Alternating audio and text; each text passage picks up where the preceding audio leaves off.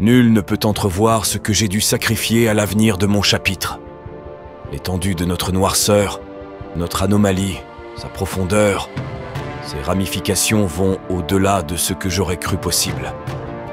Son potentiel destructeur est si vaste, et la menace qu'elle représente pour mes frères, tout cela est insoutenable. Méphiston, le seigneur de la mort.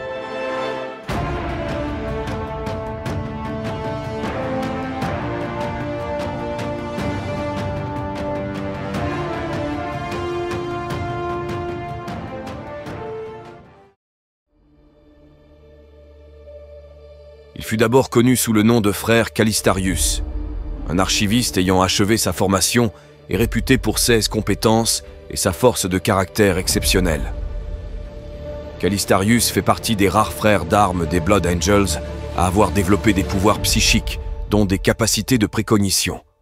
Intégré au librarium du chapitre, il suivit l'entraînement rigoureux des archivistes de l'Astartés et avait atteint le rang de copiste autour de l'année 596 du 41e millénaire.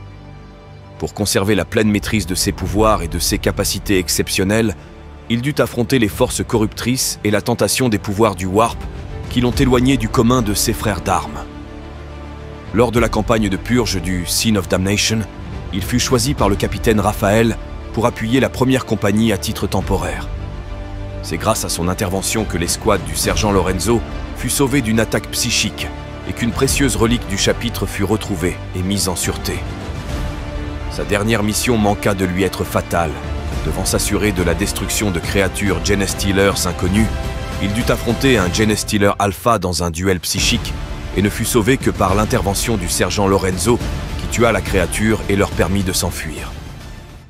Après avoir atteint le grade de copiste, il effectua un pèlerinage sur la planète Sabien en hommage à la campagne de Phaedra, et ce plusieurs siècles avant le deuxième conflit pour Armageddon.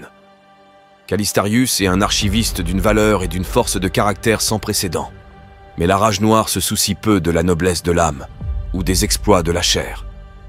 Alors que Calistarius se battait devant les remparts de la ruche Hadès lors de la deuxième guerre pour Armageddon, la malédiction de Sanguinius le frappa.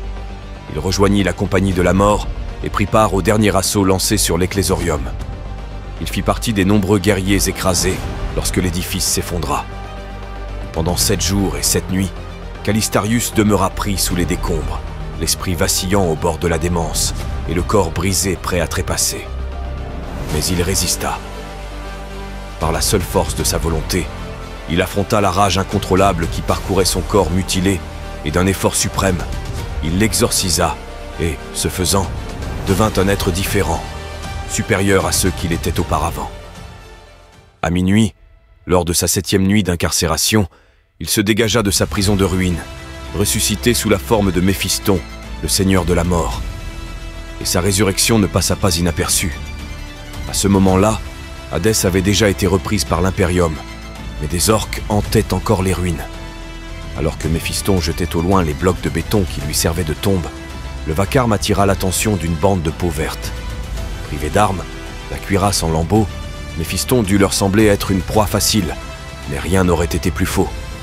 Son patrimoine génétique, dormant depuis si longtemps, avait été réveillé et avait imposé de nouveaux changements, lui accordant une force et une vigueur exceptionnelles, se mouvant avec une célérité que les orques ne pouvaient égaler.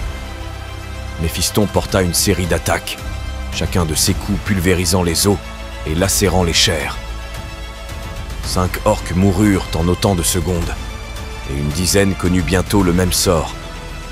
Les orques n'avaient aucune chance, mais ils étaient aussi têtus que Méphiston était déterminé. Ce n'est que lorsque l'ange ressuscité ouvrit la poitrine du plus massif de ses adversaires pour en arracher le cœur que les survivants s'enfuirent. Les vestiges de son armure couverts de sang, Méphiston entama la longue marche vers les lignes impériales.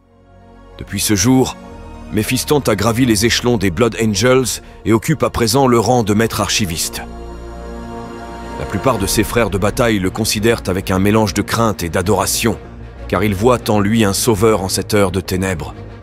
D'autres ont cependant du mal à retrouver le Calistarius qu'ils connaissaient, car si ce dernier était volubile, Méphiston ne parle que lorsque c'est vraiment nécessaire. Calistarius appréciait la compagnie de ses frères sur le champ de bataille comme au repos, alors que Méphiston passe de longues heures en contemplation silencieuse, et son visage, malgré son incomparable noblesse, est hanté par le regard d'une âme en peine. Mais peut-être ces changements étaient-ils inévitables au vu des épreuves subies. Pourtant d'aucuns murmurent que Méphiston a dû payer un prix très lourd pour sa résurrection, que la maîtrise de la rage noire a invité en lui quelque chose d'encore plus terrifiant. Il reste à espérer que ces rumeurs sont sans fondement, le pendant néfaste de la grandeur, mais Méphiston garde bien ses secrets, et seul le temps révélera la vérité.